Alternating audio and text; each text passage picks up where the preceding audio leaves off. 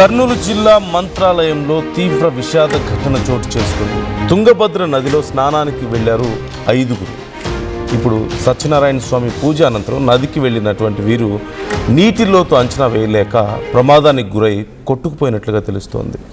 ఈ గల్లంతైన వారిలో హైదరాబాద్కు చెందిన యువన్ చంద్ర, సతీష్, అలాగే మంత్రాలయానికి చెందిన రాఘవేంద్ర, ధను కూడా ఉన్నట్లుగా తెలుస్తోంది. ఉరవకొండకు చెందిన సంధ్య సైతం గల్లంతైనట్లుగా తెలుస్తోంది. అయితే అదోనికి చెందిన అపర్ణ త్రుటిలో తప్పించుకున్నారు. ఘటనా స్థలానికి ఇప్పటికే పోలీసులు, రెస్క్యూ బృందాలు చేరుకున్నాయి. గల్లంతైన వారి కోసం తుంగభద్ర నదిలో గాలింపు చర్యలు చేపడుతున్నారు. నీటి మట్టం కొంచెం తక్కువగా ఉండడంతో లోతుని అంచనా వేయలేక నీటిలోకి వెళ్ళిన వాళ్ళలో 4 గల్లంతైనట్లుగా తెలుస్తోంది. హైదరాబాద్కు చెందిన యువన్ చంద్ర, సతీష్, మంత్రాలయానికి చెందిన రాఘవేంద్ర, ధను, అలాగే ఉరవకొండకు చెందిన సంధ్య, మొత్తం 5 గల్లంతయ్యారు.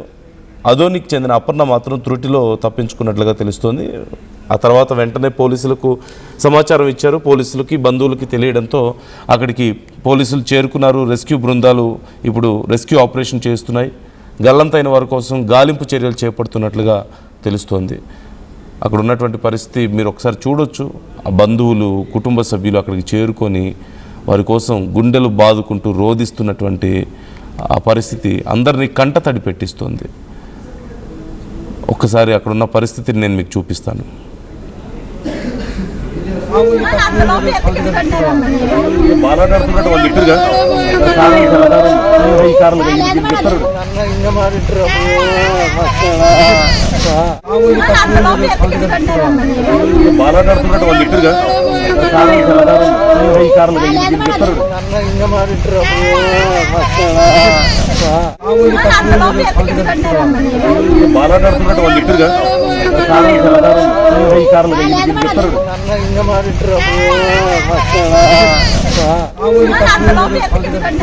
ప్రతినిధి హుస్సేన్ మనతో జాయిన్ అవుతున్నారు. డీటెయిల్స్ తెలుసుకుందాం. హుస్సేన్, ఈ ప్రమాదానికి సంబంధించి ఇంకా డీటెయిల్స్ ఎలా ఉన్నాయి? రెస్క్యూ ఆపరేషన్ ఎంతవరకు వచ్చింది? ప్రజెంట్ కండిషన్ ఏంటి అసలు?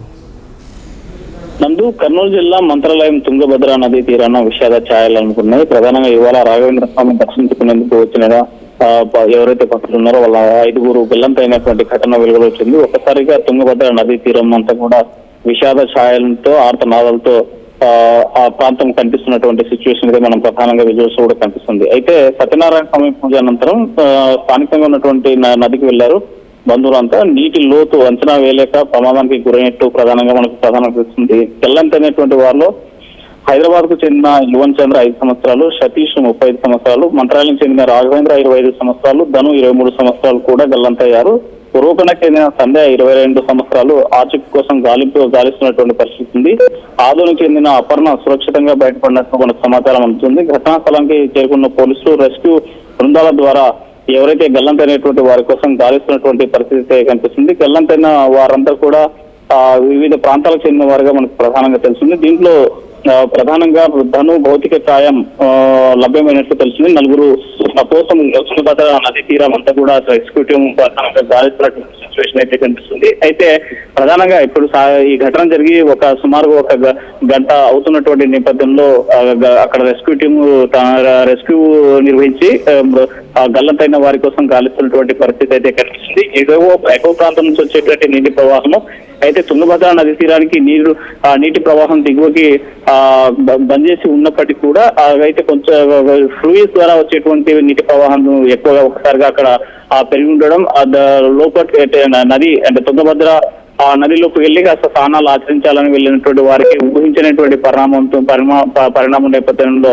ఈ 5 మంది కూడా గల్లంతైనటువంటి సిచ్యువేషన్ ఉంది. అయితే చీకటి పడుతూ ఉండేటువంటి సమయం రెస్క్యూ చేయడానికి అక్కడ టీమ్స్ అన్ని కూడా ఇబ్బందికరమైనటువంటి సిచ్యువేషన్స్ ఏర్పడుతూ ఉన్నాయి. ప్రధానంగా చీకటి పడేటువంటి సమయం ఒకటి, సంధ్యా సమయం పూర్తి అవుతున్నటువంటి నేపథ్యంలో ఆ చీకట్లో రెస్క్యూ చేసి గాలింపు చర్యలు చేపట్టాలని కూడా ఇబ్బందికరమైనటువంటి సిచ్యువేషన్ ఉన్నటువంటి నేపథ్యంలో పోలీసులు అక్కడ రెస్క్యూ టీం గల్లంతైన వారంతా కోసం చూస్తూ గాలిస్తున్నటువంటి పరిస్థితి అయితే కనిపిస్తుంది. అయితే ఇప్పటికీ ధనుకు సంబంధించినటువంటి భౌతిక మృతదేహం మాత్రమే వెలికి తీశారు. మరో 4 గల్లంతైనటువంటి వారందరినీ కూడా గాలిస్తున్నటువంటి పరిస్థితి ఉంది. అయితే రేపు ఉదయం 6 గంటలకు సమయం అయితే తప్ప మళ్ళీ రెస్క్యూ చేసి అక్కడ పరిస్థితులను అంచనా వేసేటువంటి పరిస్థితి లేదు. అయితే గల్లంతైన వారు కూడా నీటి ప్రవాహంలో పక్కనే అందులో ఉన్నటువంటి పెద్ద పెద్ద బండరాలు కూడా ఉండడం, అక్కడ ఆగిపోయారా లేకపోతే ఇంక కింద దిగువకి ఎవరైనా ఈత వచ్చినటువంటి వారు ఎవరైనా స్విమ్ చేస్తూ ఇంకా ముందుకెళ్లారా అనేటువంటిది కూడా కొంత అనుమానం వ్యక్తం చేస్తున్నటువంటి పరిస్థితి అయితే కనిపిస్తుంది.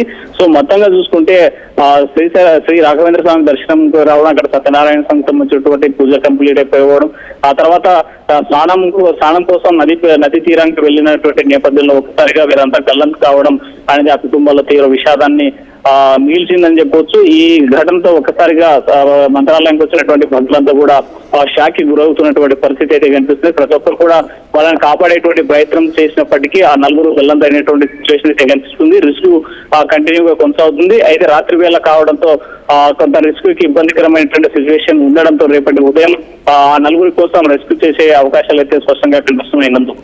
Right thank you Hussain, thanks for the details. మొత్తం మీద 5 గల్లంత అయితే ఒకరి మృతదేహాన్ని మాత్రం గుర్తించినట్లుగా తెలుస్తోంది. ఇప్పటికీ రెస్క్యూ చేశారు. మరొక 4 మృతదేహాల కోసం వారు గాలింపు చర్యలు చేస్తున్నారు, రెస్క్యూ టీం అలాగే పోలీసులు.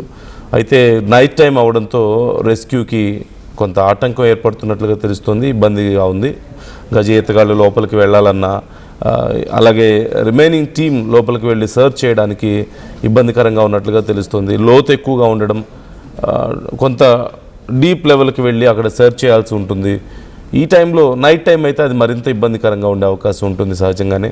ఈ నేపథ్యంలో రేపు కూడా రెస్క్యూ ఆపరేషన్ కొనసాగే అవకాశాలు కనిపిస్తున్నాయి. మరోవైపు అక్కడ ఆ 5 కుటుంబ సభ్యులు ఇప్పటికే అక్కడికి చేరుకొని వాళ్ళ రోదనలతో ఆ ప్రాంతం అంతా కూడా మిన్నంటినట్లుగా తెలుస్తోంది. ఒకరి మృతదేహం లభ్యమైంది, మరొక 4 మృతదేహాల కోసం ఇంకా వారి కుటుంబ సభ్యులు బంధువులు అక్కడ ఎప్పుడు కనీసం వాళ్ళ చివరి చూపైనా దక్కుతుందా అని చాలా ఆవేదన పడుతున్నట్లుగా మనకు కనిపిస్తుంది. మరోవైపు దేవుడి దర్శనం కోసం వెళ్ళి దేవుణ్ణి దర్శించుకొని ఆ తర్వాత ఇలా ప్రాణాలు కోల్పోయినటువంటి ఘటన అక్కడ సంచలనం రేపుతుంది. అధికారులు కొంచెం చర్యలు తీసుకుని ఉంటే బాగుండేదేమో. అక్కడికి భక్తులు వచ్చినప్పుడు భక్తుల్ని అంత డీప్ లోపల వరకు అలౌ చేయకుండా ఉండాల్సిందేమో, లేదంటే కొంచెం జాగ్రత్తలు తీసుకోవాల్సిందేమో అని చెప్పేసి మరి కొంతమంది అభిప్రాయాలు వ్యక్తం చేస్తున్నారు. సో ఈ అంశానికి సంబంధించి మీ అభిప్రాయాలు ఏంటి?